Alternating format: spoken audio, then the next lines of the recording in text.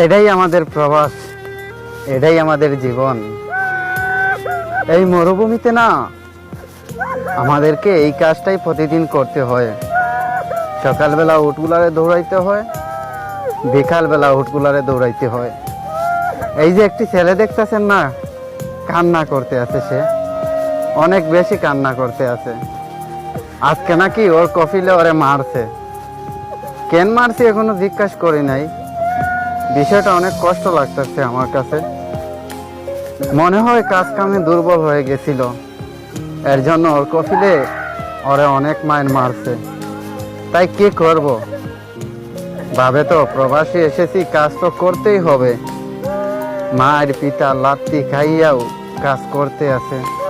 দেখেন ছেলেটা কিন্তু কান্না করতে আছে অনেক বেশি। দোয়া করবেন আমরা প্রবাসীদের জন্য, যাতে আল্লাহ আমাদেরকে হেফাজতে রাখে, সঠিক সময় মতো আমাদের গন্তব্য স্থানে পৌঁছিয়ে দেয় আল্লাহ। মান সম্মান ইজ্জত যেন